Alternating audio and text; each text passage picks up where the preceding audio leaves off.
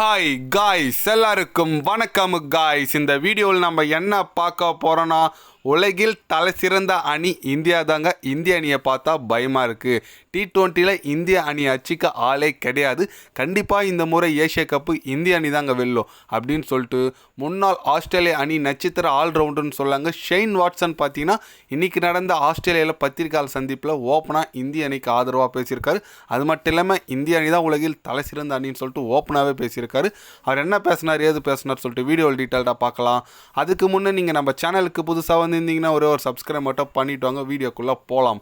ஆமாங்க, Shane Watson ரீசெண்டாக என்ன சொன்னார் கேட்டிங்கன்னா, என்னை பொறுத்த வரைக்கும் T20 டாமினேஷன் இந்திய அணி பண்ணிகிட்டு இருக்காங்க. நான் சொல்லுவேன் அவங்களோட பேட்டிங் பவுலிங் எல்லாமே செம்மையாக இருக்குது.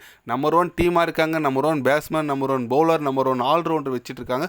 கண்டிப்பாக அவங்க 2026 வரப்போகிற T20 வேர்ல்டு கப்பில் ரொம்ப ஒரு முக்கிய அணியாக இருப்பாங்க. அவங்கள வீழ்த்துன்றது சாதாரண விஷயமா இருக்காது. அதுவும் அவங்க நாட்டிலே நடக்கிறனால கண்டிப்பாக இந்திய அணி ரொம்ப ஒரு அபார அணியாக இருப்பாங்க. அதுக்கு முன்னே இப்போ நடந்துட்டு இருக்க ஏஷியா கப்பை என்னை பொறுத்த வரைக்கும் பார்த்தீங்கன்னா இந்திய அணிக்கு ஈக்குவலான அணி எதுவுமே கிடையாதுன்னு நான் சொல்லுவேன். ஏஷியாவில் கண்டிப்பாக ஏஷியா கப்பு இந்திய அணி தாங்க வெல்லும். அதுக்கு முக்கிய காரணம் ஐபிஎல் சொல்லுவோம். ஐபிஎல் மூலிமா தான் இந்திய அணிக்கு நல்ல பிளேயர்லாம் கிடைக்கிறாங்க. அவங்களுக்கு நான் வாழ்த்துக்கள் தெரிவிச்சுக்கிறேன் அப்படின்னு சொல்லிட்டு நம்ம ஷெயின் வாட்சன் பார்த்தீங்கன்னா ஓப்பனாகவே பத்திரிகையாளர் சந்திப்பில் இந்திய அணி குறித்து பேசியிருக்காப்புல. ஓகே, அவர் சொல்கிறதெல்லாம் ஏற்றுக்கலாங்க. பட் இன்றைக்கி இந்தியா வர்சஸ் பாகிஸ்தான் மேட்ச் போயிட்டுருக்குங்க. கண்டிப்பாக பாகிஸ்தான் ரொம்ப நல்லாவே பேட்டிங் ஆடிட்டு வந்துட்டுருக்காங்க.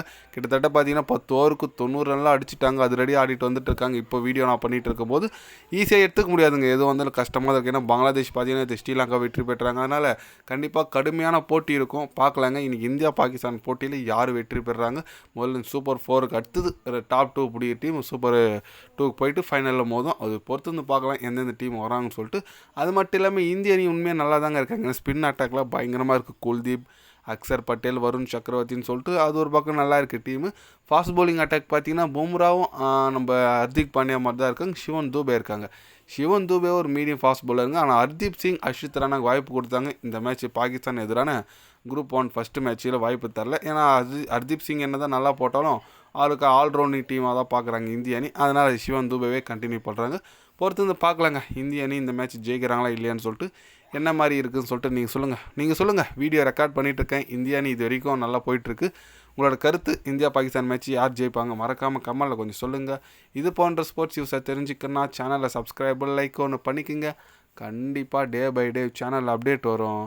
மறக்காமல் சப்ஸ்கிரைப் மட்டும் கொஞ்சம் பண்ணி வச்சுக்கோங்க. நன்றி, வணக்கம். மறக்காமல் இந்த ஏஷியா கப்பு யார் வெற்றி பெறுவாங்க, எந்த அணி 2 அணி இறுதிப் போட்டிக்கு வரும் இந்த ஏஷியா கப்பில், உங்களோட கருத்தை கொஞ்சம் கமெண்டில் சொல்லிட்டு போங்க. நன்றி, வணக்கம்.